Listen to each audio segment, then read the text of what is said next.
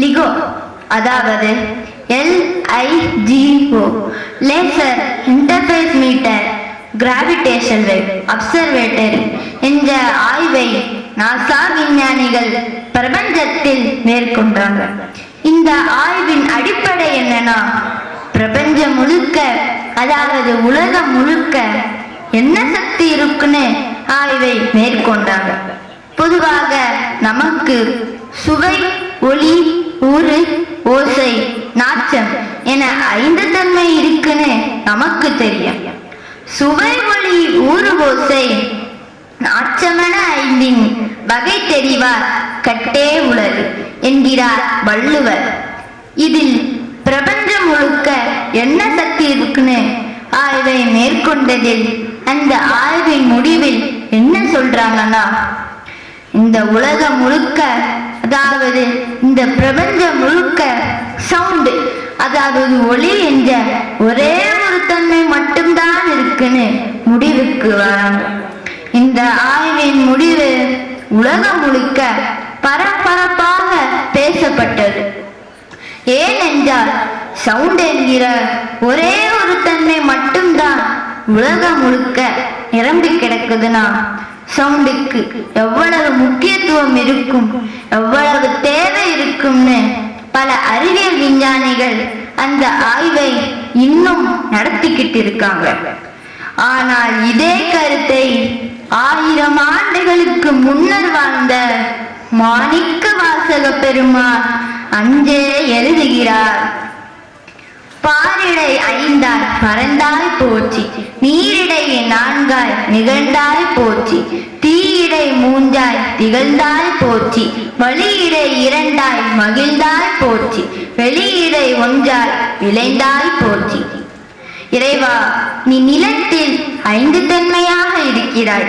சுவை, ஒளி, ஊறு, ஓசை, நாச்சம் என 5 தன்மையாக இருக்கிறாய். அதாவது பார்த்தல், கேட்டல், தொடுதல், முகர்தல், சுவைத்தல் என்று 5 தன்மையாக இருக்கிறாய். நீரில் 4 தன்மையாக இருக்கிறாய். பார்த்தல், கேட்டல், தொடுதல், சுவைத்தல். நெருப்பில் 3 தன்மையாக இருக்கிறாய். பார்த்தல், கேட்டல், தொடுதல். காற்றில் 2 தன்மையாக இருக்கிறாய். கேட்டல், உணர்தல். ஆனால் பிரபஞ்சம் என சொல்லப்படுகிற வெளியில் சவுண்ட் அதாவது ஒளி என்ற ஒரே ஒரு தன்மையோடு இருக்கிறார் என்று தனது பாடலில் முடிக்கிறார். இன்று நவீன டெக்னாலஜி, சேட்டலைட், பல அறிவியல் விஞ்ஞானிகள் பல 100 பேர் சேர்ந்து கண்டுபிடித்ததை அன்று 1000 ஆண்டுகளுக்கு முன்னர் எந்த தொழில்நுட்பம் துணை இல்லாமல் ஆன்மீகமே அறிவியல் என்று எடுத்து காட்டியவர் மாணிக்க வாசக பெருமான். மாணிக்க வாசக பெருமான் இயற்றிய நூல்கள் 2. திருவாசகம், திருக்கோவையார். சைவ சமய கடவுளான சிவபெருமான் மீது பாடப்பட்ட பாடல்களின் தொகுப்பு திருவாசகம். மாணிக்க வாசக பெருமான் என்னும் சிவபக்தனின் பாடல்களை இறைவனே வந்து எழுதி கொடுத்தது திருவாசகம். மாணிக்க வாசக பெருமானின் இடைவிடாத பக்தி அவரை அசிக்கவே அவரே வேதியர் வேடத்தில் வந்து மாணிக்க வாசக பெருமானின் திருவாசகத்தை தனது இறை விரல்களால் எழுதி கொடுத்து திருவாத ஊரர் கூற திருச்சிற்றம்பலமுடையார் எழுதியது என்று கையெழுத்திட்டு மறைந்து விட்டார். அதன் பின்னர்தான் வந்து எழுதியவர் இறைவன் என்பதையே மாணிக்க வாசக பெருமான் உணர்ந்தார். திருவாசகத்தை படித்து உணர்ந்து நாம் அறிந்தோமானால் சிவபெருமானின் அருளை அடைய, சிவபெருமானின் அடியை அடைய அனைத்து விதமான வழிகளையும் மாணிக்க வாசக பெருமான் நமக்கு அதில் அருளியுள்ளார்.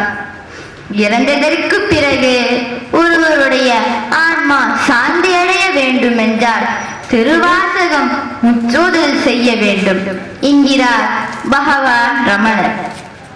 திருவாசகம் மொத்த தலைப்புகள் 51, மொத்த பாடல்கள் 658.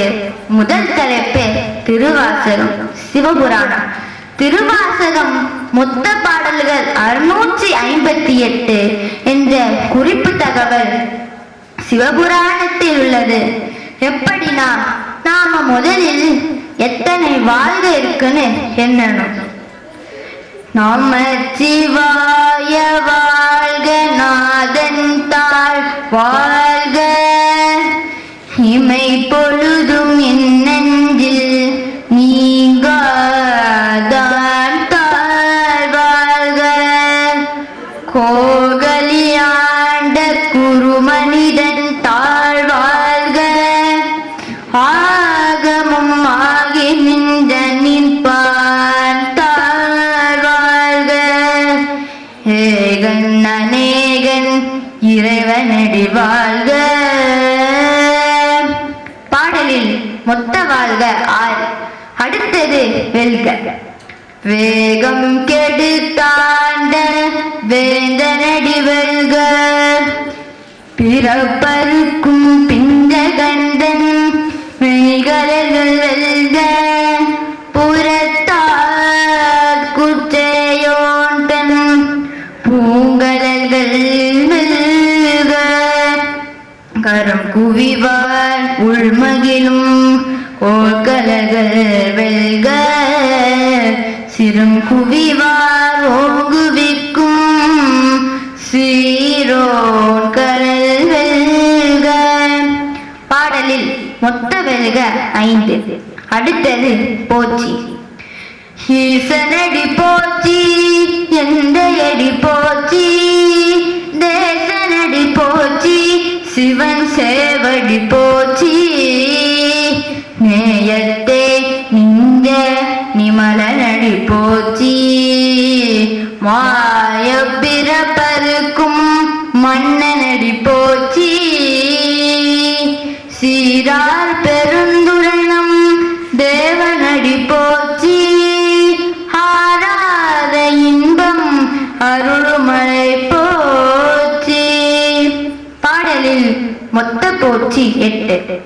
அதாவது வாழ்க 6, வெல்க 5, போற்றி 8 சேர்த்து சொன்னா 6, 5, 8 மொத்தம் 658 பாடல்கள் திருவாசகத்தில் உள்ளது என்று சிவபுராணம் மூலம் மாணிக்க வாசக பெருமான் நமக்கு குறிப்பால் உணர்த்துகிறார்.